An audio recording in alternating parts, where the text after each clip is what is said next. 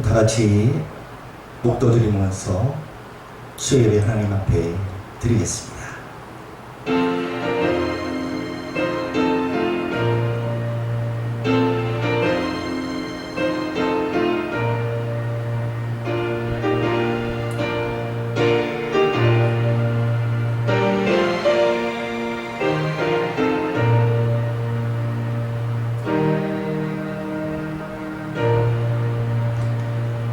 하나님은 영이시니 예배하는 자가 영과 진리로 예배할지니라. 아멘. 거룩하신 하나님, 은혜 가운데 수요예배를 하나님 앞에 드리게 됐습니다. 함께 모여 드리지 못하는 예배일지라도 각 성도들이 있는 그 장소에서 드리는 예배가 하나님 앞에 온전히 기쁨이요 영광이 되게 하옵소서. 모든 것 주님께 의탁하옵고 예수님의 이름으로 기도하옵나이다. 아멘. 사도신경으로 신앙고백 드리시겠습니다. 나는 전능하신 아버지 하나님 천지의 창조주를 믿습니다. 나는 그의 유일하신 아들 우리 주 예수 그리스도를 믿습니다. 그는 성령으로 잉태되어 동정녀 마리아에게서 나시고 본디오 빌라도에게 고난을 받아 십자가에 못 박혀 죽으시고 장사된 지 사흘 만에 죽은 자 가운데서 다시 살아나셨으며 하늘에 오르시어 전능하신 아버지 하나님 우편에 앉아 계시다가 거기로부터 살아있는 자와 죽은 자를 심판하러 오십니다. 나는 성령을 믿으며 거룩한 공교회와 성도의 교제와 죄를 용서받는 것과 몸의 무함과 영생을 믿습니다. 아멘. 찬송가 363장입니다.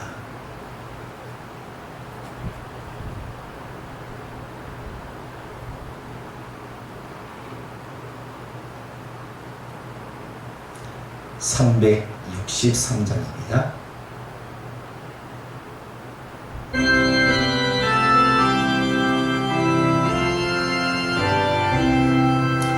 내가 깊은 곳에서 주를 불러 아뢰니 주여 나의 간구를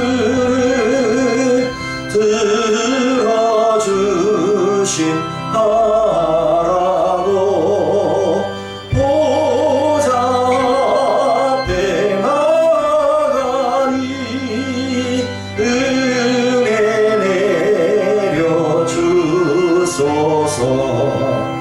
주가 죄를 살피며 누가 능히 서리요.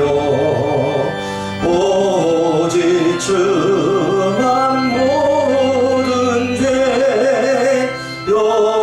용서하 주시니 주님 앞에 떨면서 용서하십니다.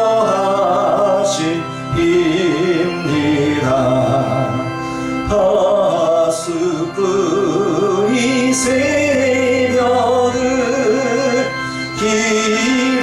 기다리고 바라듯 나의 영혼 주님만 간절하게 바라네.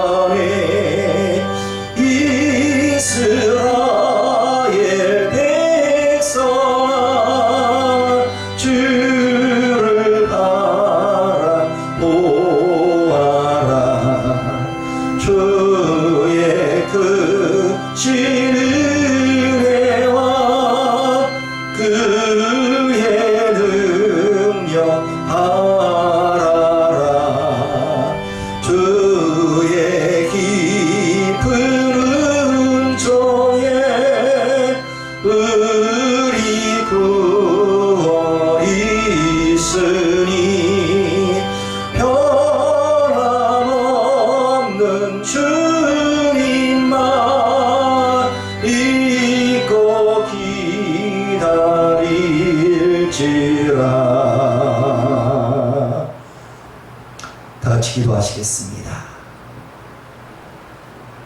할렐루야. 찬양을 받으시기에 합당하신 창조주 하나님께 이 시간 마음과 정성을 모아 찬양을 올려드립니다. 우리가 어떤 환경과 어떤 상황에 처해 있을지라도 주님을 찬양할 수 있는 하나님의 자녀 되게 하시니 감사를 드립니다. 하나님의 자녀들로 하여금 말씀 안에 거하며 주님께 찬양 드릴 수 있는 특권을 주시니 감사를 드립니다. 우리를 위하여 생명을 아끼지 않았던 예수 그리스도를 힘입어 주님께 나온 백성들에게 이 시간 하나님은 은혜를 부어주시며 성령으로 충만케 하옵소서. 우리 모든 필요로 하시는 주님, 우리가 기도해야 할 구체적인 제목들을 말씀해 주시기를 원합니다. 뿐만 아니라 우리의 삶에 필요한 모든 것보다 하나님의 나라가 이 땅에 그리고 우리의 삶에 이루어지기를 먼저 구하게 하심에 감사를 드립니다. 하나님의 말씀의 법이 세상 모든 가치보다 높다는 것을 만 백성이 알게 하옵소서. 하나님의 말씀이 우리의 삶의 온전한 단 하나의 기준이 되기를 원합니다. 주님이 주신 평안함이 세상이 주는 그 어떤 평안함과 비교할 수 없이 완전한 것임을 하나님의 백성들이 알게 하여 주옵소서. 주님, 지금 코로나19로 인하여 온 나라와 전 세계가 위기 상황 속에 직면해 있습니다. 먼저 구하옵는 것은 코로나 바이러스를 속히 종식시켜 주옵소서. 이 공포와 혼돈 속에서 해방시켜 주옵소서.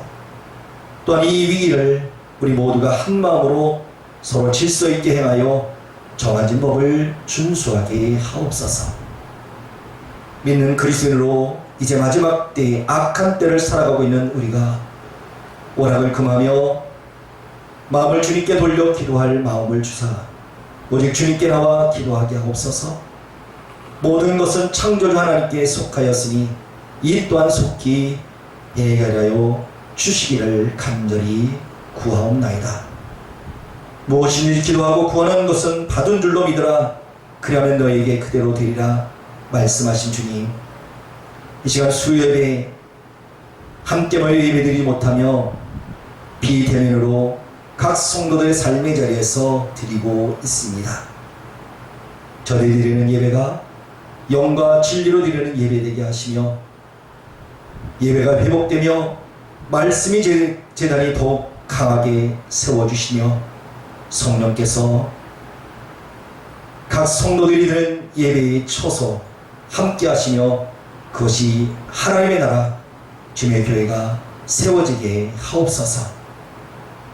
또한 연약한 지체들 안전과 건강을 주옵시며 매일매일 좋은 소식 전하여지게 하옵소서. 오늘도 드려지는 예배가 하나님께 영광이 되기 원하옵고 예수님의 이름으로 기도하옵나이다. 아멘.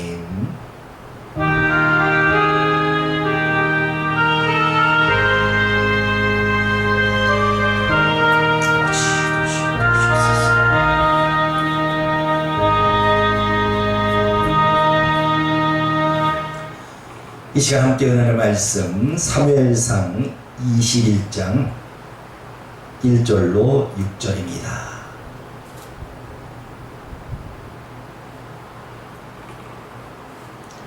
사무엘상 21장 1절로 6절의 말씀입니다.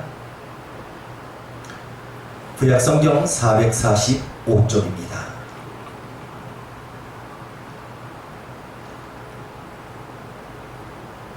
사무엘상 21장 1절로 6절의 말씀 받들어 읽겠습니다. 다윗이 노베 가서 제사장 아히멜렉에게 이르니 아히멜렉이 떨며 다윗을 영접하여 그에게 이르되 어찌하여 내가 홀로 있고 함께하는 자가 아무도 없느냐 하니 다윗이 제사장 아히멜렉에게 이르되 왕인에게 이를 명령하고 이르시기를 내가 너를 보내는 것과 내게 명령한 일은 아무것도 사람에게 알리지 말라 하시기로 내가 나의 소년들을 이러한 곳으로 오라고 말하였나이다. 이제 당신의 수중에 무엇이 있나이까? 떡 5덩이나 무엇이나 있는 대로 내 손에 주소서 하니 제사장이 다윗에게 대답하여 이르되 보통 떡은 내 수중에 없으나 거룩한 떡은 있나니 그 소년들이 여자를 가까이만 하지 아니하였으면 주리라 하는지라. 다윗이 제사장에게 대답하여 이르되 우리가 참으로 3일 동안이나 여자를 가까이 하지 아니하였나이다. 내가 떠난 길이 보통 여행이라도 소년들이 그릇이 성결하겠거든 하물며 오늘 그들의 그릇이 성결하지 아니하겠나이까 하매 제사장이 그 거룩한 떡을 주었으니 거는 진설병 곧 여호와 앞에서 물려낸 떡밖에 없었습니다. 이 떡은 더운 떡을 드리는 날에 물려낸 것이더라. 아멘. 기도하시겠습니다. 거룩하신 하나님, 이 시간 하나님의 말씀 주의 음성 듣고자 원합니다. 위기의 순간에 다윗이 행한 여러가지 일들, 그러나 그가 믿음의 사람이었지만 그에게도 연약한 부분이 있었음을 다시 한번 살펴봅니다. 하나님, 우리 인생 가운데 위기의 순간에 우리가 행해야 될 믿음의 자세가 무엇인가 오늘 본문의 말씀을 통해서 함께 은혜 나누길 원합니다. 성령 하나님께서 감동해 주시고 깨닫게 하옵소서. 예수님의 이름으로 기도하옵나이다. 아멘. 오늘 본문을 통해서 위기의 순간에 행할 일에 관한 말씀을 함께 나눕니다. 우리가 지금 마주대야 하는 삶을 볼 때에 평화를 잃어버린 그런 세대가 아닌가 생각해 봅니다. 매일 들려오는 소식은 우리가 행복하거나 우리를 행복하게 하는 그런 소식이 아닙니다. 코로나 확진 환자 늘어났다는 소식, 참으로 우리 마음을 짓누르고 우리 마음을 어둡게 합니다. 우리가 사는 시대 한마디로 표현한다면 위기의 시대라고 할 수 있습니다. 바람 앞에 등불과 같은 그런 인생, 그리고 더 이상 물러날 것 없는 막다른 골목에 서 있는 우리의 모습은 아닌가 생각해 봅니다. 얼마 전까지만 해도 누렸던 우리의 일상 얼마나 편했습니까? 얼마나 안정적이었습니까? 이제는 그 모든 것이 아련한 추억이 되어버렸습니다.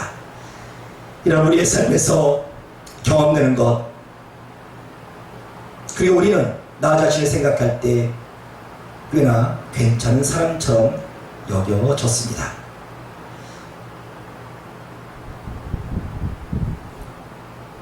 우리는 지성적이고 인격적인 사람처럼 생각해 왔습니다.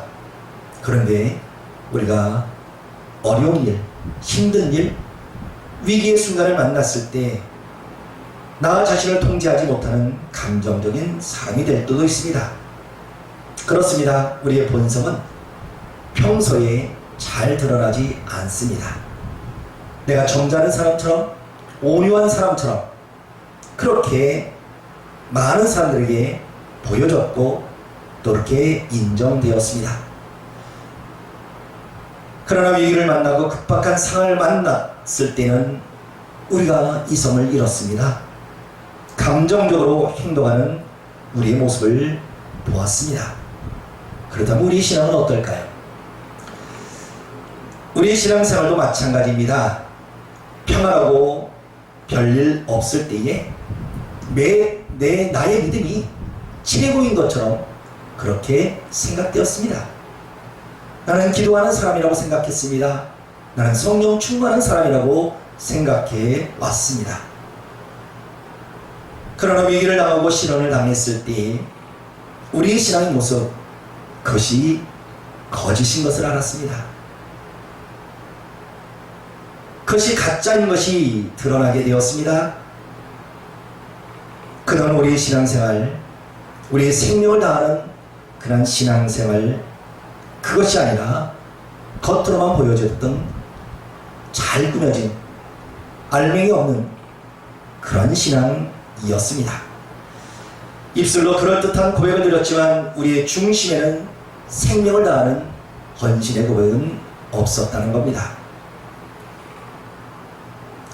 입술의 고백을 하면서도 위선의 옷자락에 기대어 있었고 어떤 무기력한 인간의 조건을 의지하여 하나님의 능력을 구하는 일에 소홀했습니다. 그렇다면 하나님께서 찾으시는 믿음의 사람이 과연 누구일까요? 겉으로 꾸며진 사람을 찾습니까? 화려하게 꾸며진 그런 믿음을 가진 이를 찾습니까? 그렇지 않습니다. 하나님께서 찾으시는 이는 신실한 성도를 찾으십니다. 예수 그리스도 아니면 안 된다라는 그런 믿음을 가진 이들을 하나님께서 찾고 계십니다. 어떤 위기와 시련이 와도 절대적인 신앙의 사람을 찾고 계신다는 사실입니다. 우리가 지금 내 믿음에 대해서 어떻게 평가하는지는 목회자로서는 알 수 없습니다. 각각 성도는 자기 자신을 알 겁니다. 내 믿음이 어떤 믿음인지 말입니다.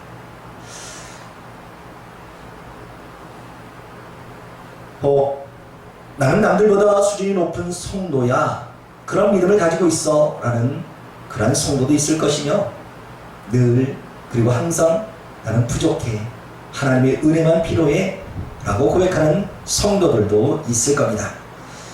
그러나 내가 생각하고 내가 평가하는 그런 믿음은 중요하지 않습니다. 중요한 것은 하나님께서 나를 어떻게 보시느냐, 어떻게 평가하느냐가 중요한 겁니다. 하나님께서 우리 신앙 믿음을 평가할 때에 반드시 위기나 시련을 통해서 우리의 믿음을 달아보신다는 사실입니다. 위기와 시련 속에서 끝까지 주를 믿고자 하는지를 보신다는 거지요. 내게 불리하고 해가 되는 일에 그럼에도 불구하고 하나님의 말씀에 온전히 순종하는 믿음의 사람, 하나님께서 이런 일을 믿음을 인정해 주신 하나님이십니다. 믿음의 사람이 나오는 11에서 11장 말씀을 보면 우리가 본받아야 될 많은 믿음의 사람들이 등장합니다. 그들이 성경 속에 기록될 만한 믿음의 사람이 된 이유가 있습니다. 평안할 때, 안정적일 때 그들의 믿음이 인정받은 것이 아닙니다. 하나님의 시험, 테스트, 그 모든 것을 통과한 이들이 바로 믿음의 사람이었습니다. 그리고 하나님께서 주신 그 시험, 그것이 시시한 시험이 아니었지요. 그들의 생명, 그리고 그들이 가진 모든 것을 포기할 수밖에 없는 그런 시험을 넉넉히 이긴 자들이 바로 믿음의 사람이었습니다.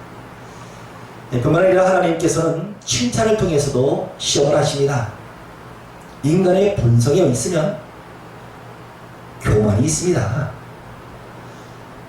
그래서 누군가의 칭찬을 듣거나 어떤 일에 결말이 잘 되었을 때 그것이 하나님의 영광이라기보다는 내 노력과 내 공적을 삼는 것, 이것이 인간의 마음입니다. 이런 칭찬의 시험에 대해서도 절대 교만하지 않아야 하나님의 종으로 쓰임받을 수 있다는 사실입니다. 이처럼 위기의 순간 우리 마음속에 의연한 마음, 침착한 마음, 담대한 마음을 갖는 것 말처럼 쉬운 일은 아닙니다. 11세기 중국 북송의 문인 가운데 소순이라는 사람이 있습니다. 그 사람이 쓴 심술이라는 글에서 이러한 이야기를 소개해 줍니다. 장군이 되고자 한다면 먼저 마음을 다스려야 한다. 태산이 눈앞에 무너져도 안색이 변하지 아니하여야 되고, 사슴이 옆에 날뛰어도 너나 깜짝이지 않아야 된다. 즉, 이 이야기는 위기와 대면을 했을 때 어떤 태도를 보이느냐에 따라서 그 사람, 그릇의 크기에 가늠할 수 있다라는 이야기입니다. 성도의 믿음의 크기, 믿음의 정도 역시 위기를 대하는 태도에 따라서 평가될 수밖에 없다는 거죠. 다시금 우리는 지금 위기의 순간을 보내고 있습니다. 이런 위기 때에 성도가 해야 될 신앙의 자세가 무엇인가 생각해 봅니다. 세상은 온종일 코로나라는 이야기로 가득 차 있습니다. 몇몇 사람 중에 꼭 교회 성도를 통해서 확진 환자가 발생되는 일로 인하여 정부나 또는 방송 매체 매일매일 교회가 코로나 전염병에 그런지인 양 그렇게 보도하고 교회만 들먹고 있는 것이 바로 지금의 현실입니다. 이러한 교회와 성도의 위기 때에 진정 성도로서 해야 될 일들이 무엇인가 생각해 봅니다. 불신자들과 똑같이 교회에 대해서 비판하고 비난을 해야 될까요? 그것이 아니라는 거죠. 하나님의 뜻이 어디 있는지를 생각해 보아야 합니다. 그리고 지금 정부의 실수를 혹 교회에 그 책임을 돌리고 있는 것은 아닌지 우리는 냉철하게 생각해야 될 것이고, 그리고 우리는 더더욱 하나님 앞에 기도할 때입니다. 이런 위기 순간에 잠들어 있는 성도, 그것은 더 이상 십자가의 군병의 자격은 없다는 사실입니다. 오늘 본문에 나오는 다윗의 모습을 볼 때 그도 역시 인간이기에 연약한 모습이 있었습니다. 그는 젊은 청소년 때에 골리앗을 무찌른 인물이었죠. 그가 위기의 순간에 어떤 모습을 보이는지를 보면서 이 시간 우리의 삶 속에도 위기의 순간에 어떻게 해야 되는지, 어떤 것이 믿음의 자세인지를 함께 말씀을 통해서 교훈을 얻고자 합니다. 첫 번째, 위기의 순간에 하나님을 찾아야 합니다. 하나님을 의지해야 합니다. 사람마다 위기에 대하는 방식은 각각 다릅니다. 그리고 대부분 갑자기 당하는 이 위기에 의연하게 대처하기보다는 긴장을 하고 급한 마음으로 혹 정신을 잃거나 흥분하게 되어서 잘못된 행동을 하는 것이 일반적인 모습입니다. 우리는 위기 순간일수록 침착해야 된다는 것을 알고는 있지만 실제로 그런 상황을 만나면 혼란스럽게, 그리고 어떻게 행동할지 몰라서 우왕좌왕하게 됩니다. 그래서 옛말에 호랑이에 물려가도 정신만 차리면 살 수 있다라는 속담이 있습니다. 위기의 순간에 이성을 잃지 않고 침착하려는 그런 마음이 필요하다는 거죠. 특별히 그리스도인 우리는 위기의 순간에 하나님을 찾아야 됩니다. 이것이 믿음입니다. 성도에게 있어서 세상을 살아가는데 가장 강력한 무기가 있습니다. 이것이 믿음입니다. 믿음이 있는 사람은 세상이 감당할 수 없는 사람이라 히브리서 1장 38절에 말씀하고 있습니다. 덧붙여 그들이 광야와 산과 동굴과 토굴에 유리하였느니라 라고 말씀합니다. 이 말씀은 그들이 얼마나 큰 고난과 위기와 시련을 당했는가, 그 속에서 믿음을 지켰다는 이야기입니다. 그런데 믿음으로 생활하는 그리스도인들, 공경이 찾아오고 또 인생의 위기를 만나게 될 때에 하나님을 찾기보다는 자칫 세상 방법 그리고 인간을 의지하려는 것, 이것이 우리의 자신인 것을 고백하지 아니할 수 없습니다. 오늘 본문에 나오는 다윗은 어떠했는가 살펴봅니다. 그는 구약의 인물 가운데에 또 우리가 본받고자 하는 그런 사람 중에 한 사람, 그 사람이 이제 다윗입니다. 다윗의 일생을 본다면 그가 왕이 된 이후에 완전치는 못했습니다. 하나님 앞에 범죄도 했고요, 실수도 했습니다. 그러나 하나님은 왠지 다윗에 대해서는 끝까지 그를 신뢰해 주셨습니다. 뿐만 아니라 그의 왕가, 이 가문을 보장해 주시겠다라고 약속을 하신 것이 바로 하나님이십니다. 즉 다윗의 삶이 하나님 앞에 합한 자요, 또한 하나님을 기쁘시게 했던 인물이었다는 것을 알 수 있습니다. 앞서 이런처럼 청소년 시기 때에 자신과 함께 해주신 하나님, 그를 믿고 바로 블레셋 군의 거인 장수 골리앗을 쓰러뜨린 인물입니다. 그런 다윗이 사울 왕이 자신이 해하려는 이 소식을 접하게 되면서 그는 이성을 잃습니다. 잠시 믿음의 길에서 벗어나서 방황하게 되었습니다. 다윗이 누구입니까? 이미 하나님께서 사울 왕에 이어서 이스라엘의 왕으로 세우시겠다라고 하나님의 종 사무엘을 통해서 기름을 부어준 하나님의 귀한 종입니다. 그러나 하나님의 약속을 굳게 의지하지 못하고 생명의 위협을 느끼게 되어서 먼저 인간적인 생각으로 살 방법을 찾는 것, 이것이 바로 오늘 본문에 나타난 다윗의 모습입니다.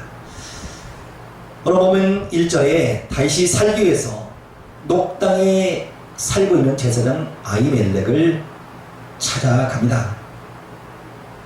1절 말씀에 다윗이 노래 가서 제사장 아히멜렉이 이르되 아히멜렉이 떨며 다윗을 영접하여 그에게 이르되 어찌하여 내가 홀로 있고 함께하는 자가 아무도 없느냐 라고 이야기를 듣습니다. 다윗은 사울 왕이 자신을 죽이려고 한다는 이런 소식, 친한 벗 그리고 사울의 아들 요나단을 통해서 듣게 되고 급히 이제 왕궁을 빠져나온 그러한 상황이었습니다. 그렇게 급하게 피신을 하면서 가장 먼저 생각난 곳, 그것이 이제 녹당에 있는 아히멜렉을 찾아왔습니다. 물론 믿음의 종을 찾는다는 것은 얼마나 다행스러운 일인지 모릅니다. 그런데 다윗이 제사장을 찾은 이유는 지금의 이 위기의 상황, 이것을 제사장 아히멜렉에게 자세히 알리고 기도를 요청하는 그런 내용이 아니었습니다.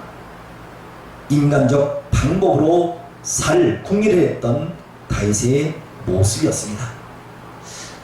이런 일은 우리에게도, 우리의 삶에도 충분히 일어날 수 있는 그런 일입니다. 생활이 곤고해지고 길이 막혀 있는 듯한 그런 느낌을 받았을 때 우리는 과연 어떻게 행동을 해 왔는가 생각해 봅니다. 가장 먼저 우리는 위기의 순간에 누구를 생각할 수 있을까요? 하나님입니까? 아니면 내게 도움을 줄 만한 그런 사람을 먼저 찾지는 않았는가 생각해 봅니다. 인간은 본능적으로 사람을 의지하고 싶은 생각을 갖습니다. 우리는 어려운 상황을 만나면 현실적 사고로 돌아갑니다. 여기서 말하는 현실적이라는 말은 신앙적 생각을 비현실적이라고 잘못 생각하는 이들을 빗대어 이야기하는 말입니다.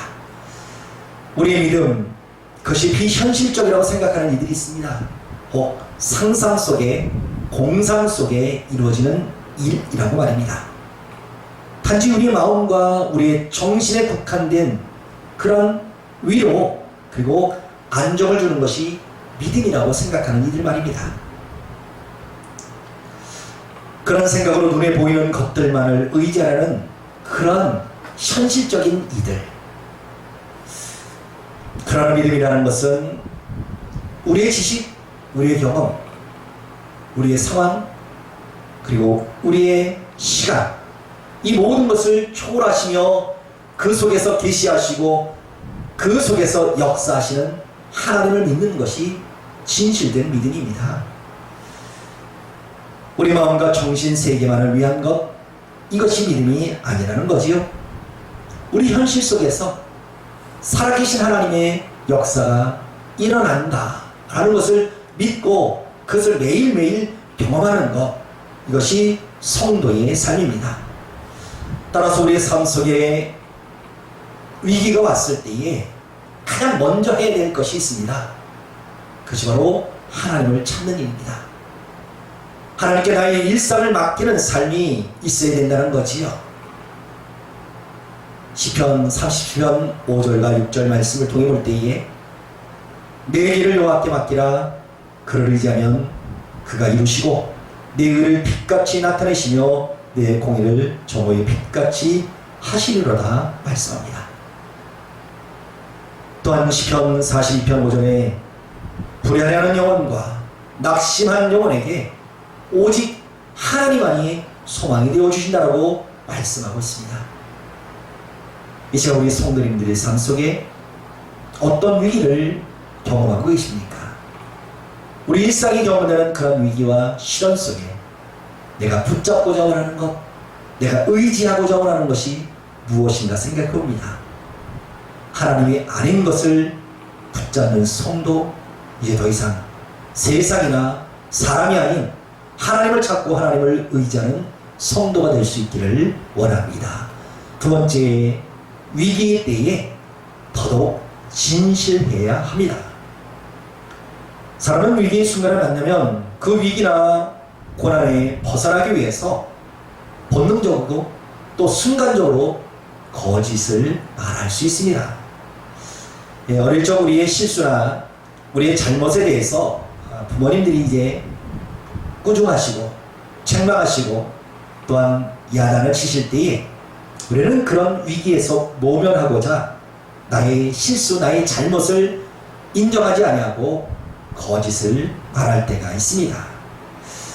인간 세상의 진실은 그 사람의 됨됨이를 평가하는 기준입니다. 척도입니다.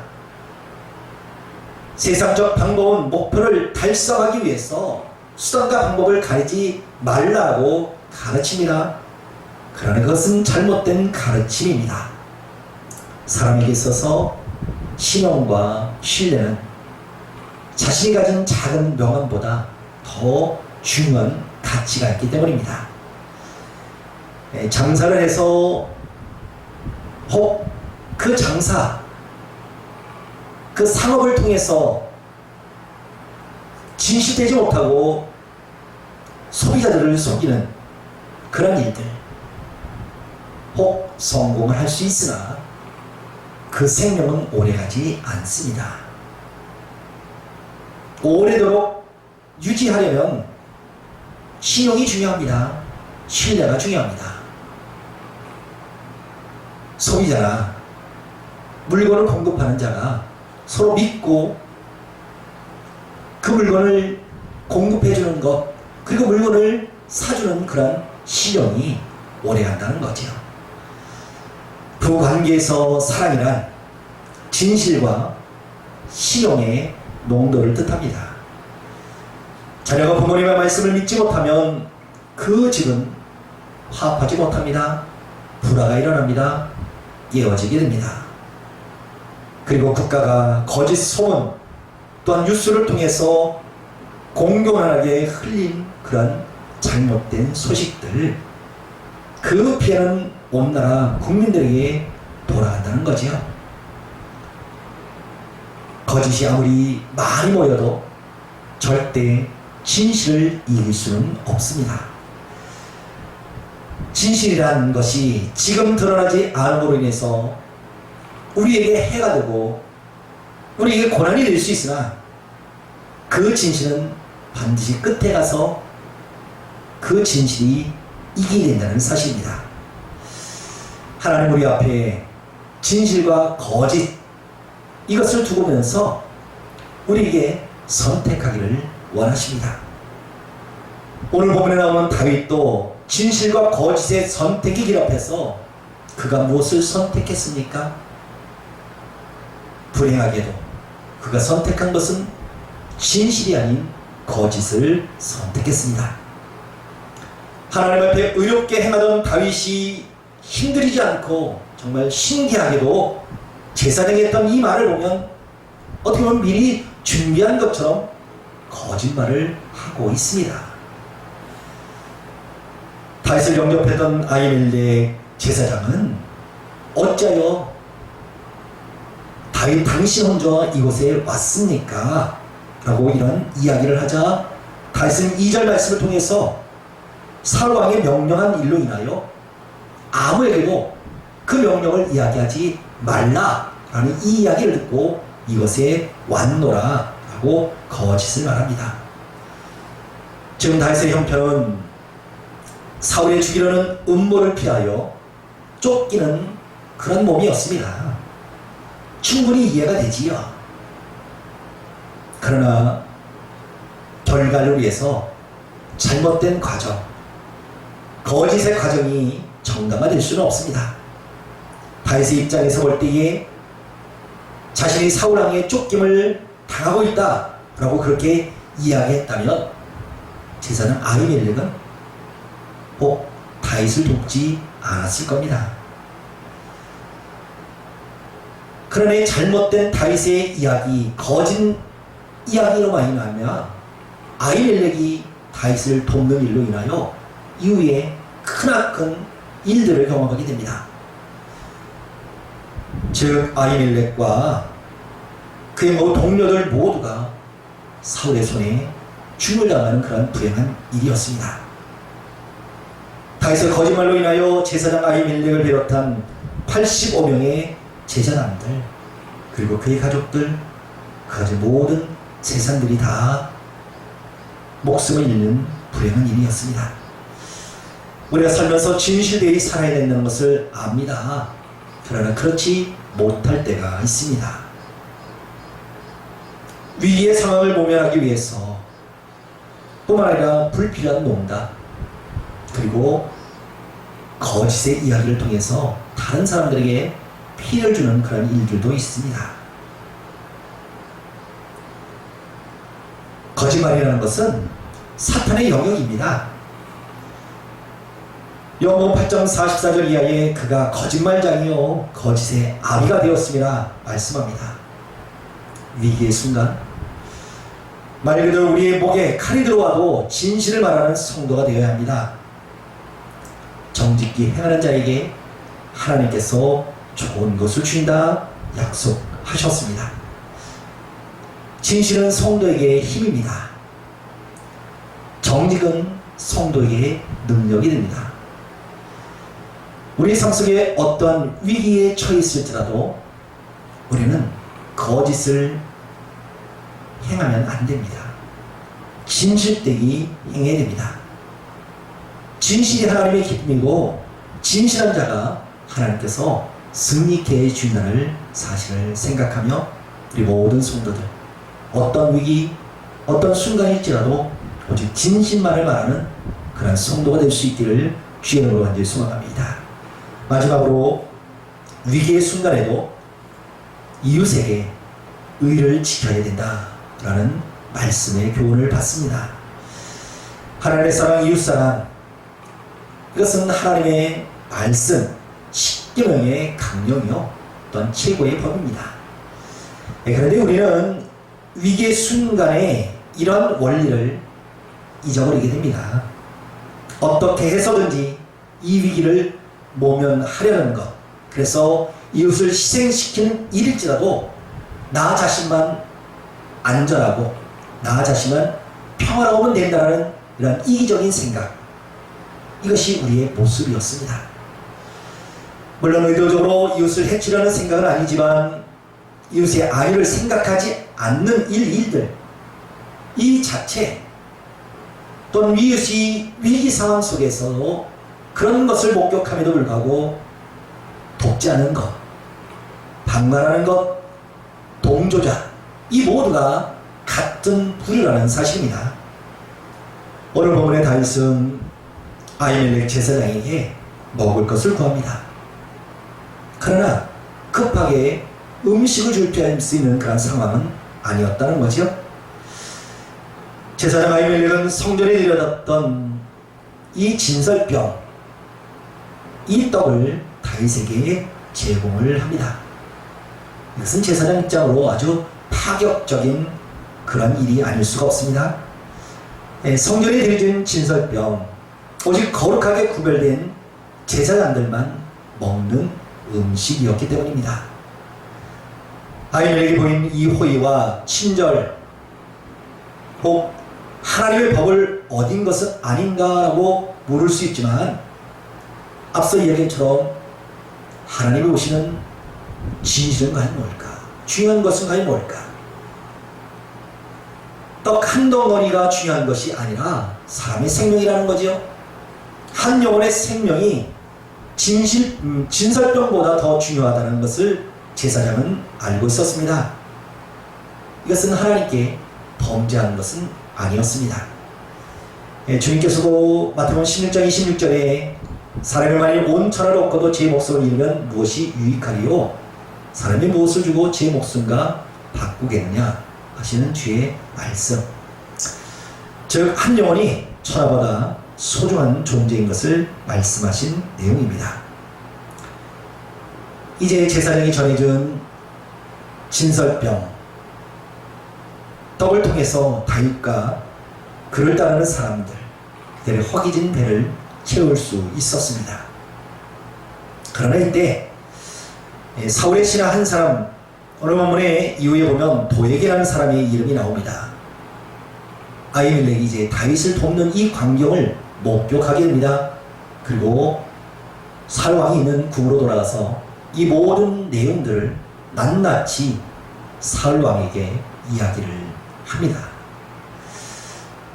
이로 인해서 제사장 아히멜렉뿐만 아니라 함께 있는 모든 제사장 85명 그리고 그의 모든 가족들, 식솔들, 소나 나귀와 양들 그 모두가 다 칼로 죽임을 당하게 되는 아픔 그런 일들을 봅니다. 다윗의 잘못된 행동으로 인해서 수많은 인명이 살상이 되며 또한 불행한 일을 겪게 되었습니다. 우리 그리스도인들 나의 안위만을 위해서 이웃에게 피해를 준다면 하나님 모르는 세상 사람과 다를 바 없는 그러한 인생입니다. 성도의 삶의 원칙이 무엇입니까? 신앙의 원칙이 무엇입니까? 그것은 나를 희생하여 다른 이들이 잘 되어지는 것, 그것이 우리가 또 성도가 해야 될 일이라는 거지요. 주님께서 빌립보 2장 3절을 통해서 볼 때에 아무 일이든지 다툼이나 허용으로 하지 말고 오직 겸손한 마음으로 각각 자기보다 남을 낮게 여기라 말씀하셨습니다. 우리의 삶의 방식을 봅니다. 나보다 남을 낮게 여기라 하시는 주의 말씀. 여기서 낮게라는 이 단어 속에 받침을 보면 시읒 받침이 나옵니다. 얼마나 중요한 이야기인지 모릅니다. 그러나 우리의 삶을 보면 다른 이들 나보다 낮게 여기고자 합니다. 여기서 이야기하는 낮게라는 단어 속의 받침은 지읒 받침입니다. 이런 삶이 되어서는 안 된다는 거죠. 나만 행복하고 되고 나만 형통하면 되고 나만 안전하면 되고 나만 잘 살면 된다는 이런 욕심 많은 그런 삶, 그것은 하나님의 기쁨이 될 수 없습니다.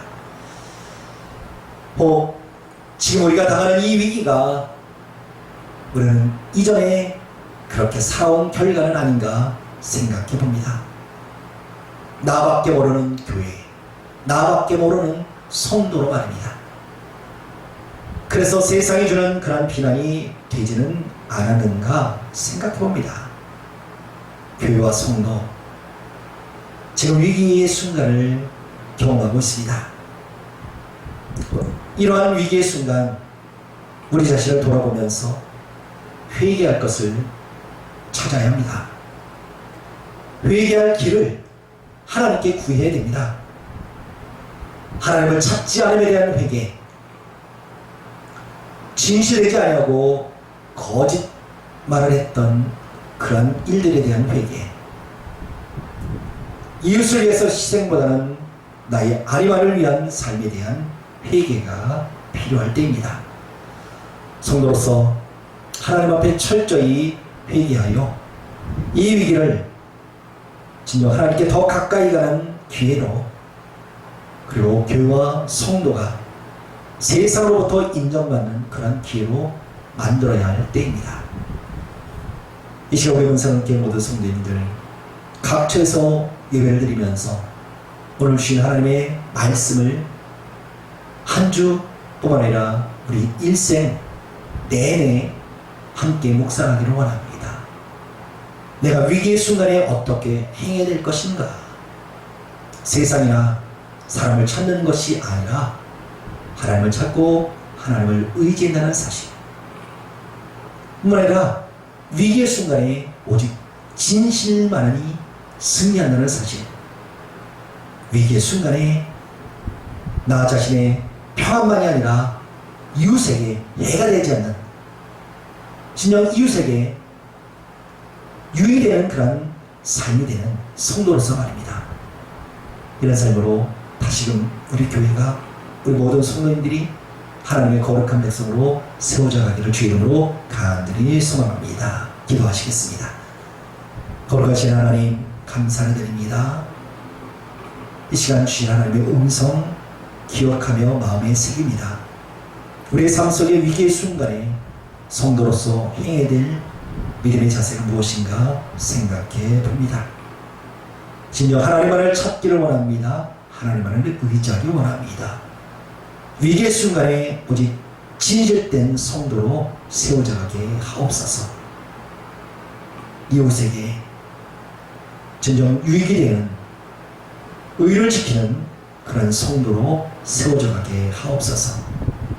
모든 성도, 하나님 그들의 일상을 주님께서 지켜주시며 안전과 건강 허락하여 주옵소서. 예수님의 이름으로 기도하옵나이다. 아멘. 교회의 소식입니다.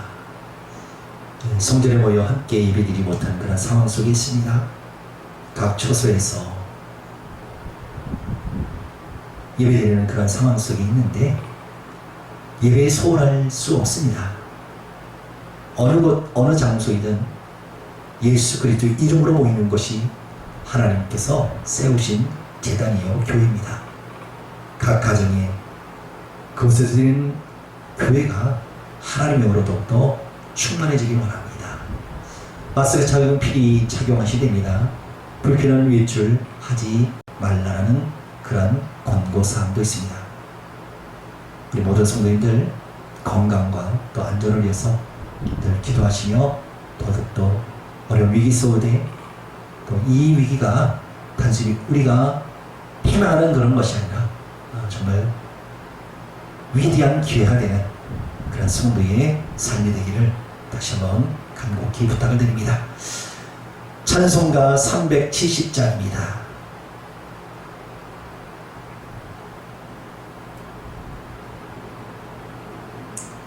(370장입니다)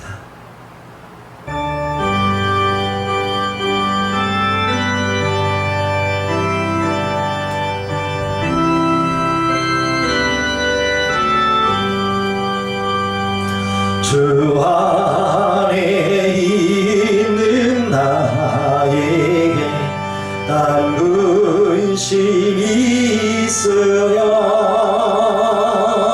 십자가 밑에 나가 내 짐을 풀었네. 주님을 찬송하면서 할렐루야 할렐루야 내 앞길 멀고 험해도 나 주님만 따라가리. 그 두려움이 변하여 내 기도 되었고 전날의 한숨 변하여 내 노래 되었네. 주님을 찬송하면서 할렐루야 할렐루야 내 앞길 멀고 험해도 나 주님만 따라가리. 내 주는 자비하셔서 늘 함께 계시고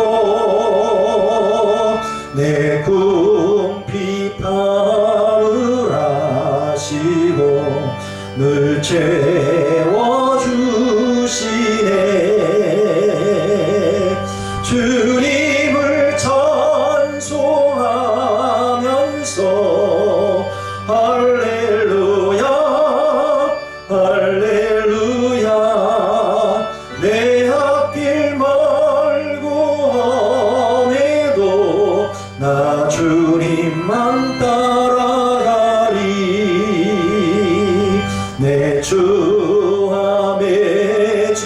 언약은 영불변하시니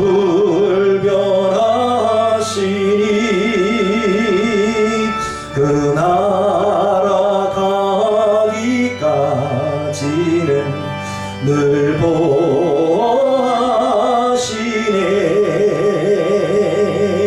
주님을 찬송하면서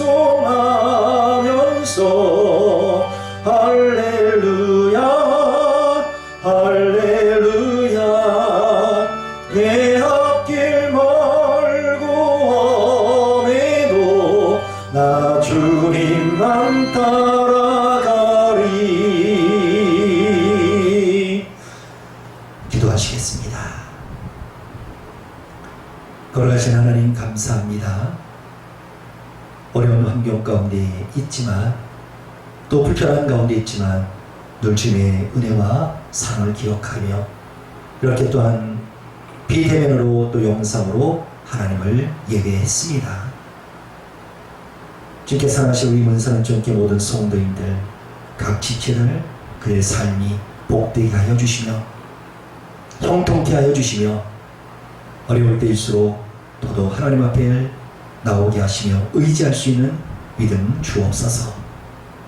코로나로 인하여 하나님 저들의 믿음이 하나님 쇠약해지지 않게 하시며 더더욱 하나님 앞에 간절하게 기도할 수 있는 마음을 더하여 주옵소서. 애통하며 마음을 주시며 회개하는 믿음을 더하여 주옵소서. 이 어려운 위기가 단순히 세상 사람들의 문제가 아닌 우리 믿는 이들의 회개하는 문제는 아닌가 더더욱 생각해보면서 하나님께 더 가까이 나가기를 원합니다. 열악한 지체 있습니다. 성령 하나님 찾아가시고 회복해 주옵소서. 연락하신 분 하나님께서 그들에게 귀한 생명과 건강을 허락하여 주옵소서. 태풍이 올라온다는 일기예고를 듣습니다. 피해가 없도록 하나님께서 막아주옵소서. 연약한 심령들에게 은혜를 더하여 주옵소서. 예수의 이름으로 기도하오며 지금은 우리 주 예수 그리스도의 은혜와 하나님 아버지의 사랑하심과 성령의 교통하심의 역사가 우리 인생 가운데 위기의 순간에 우리가 어떻게 믿음의 행동을 해야 되는지 오늘 말씀을 통해서 깨달았나이다. 말씀을 통해서 주신 말씀처럼 하나님을 찾게 하시며 진실하게 하시며 이웃에게 의를 나타내는 신실한 종들이 되고자 결단하는 하나님의 거룩한 백성들의 삶과 가정과 일생 자녀 위에 이제부터 영원토록 함께 하옵시기를 간절히 축원하옵나이다. 아멘.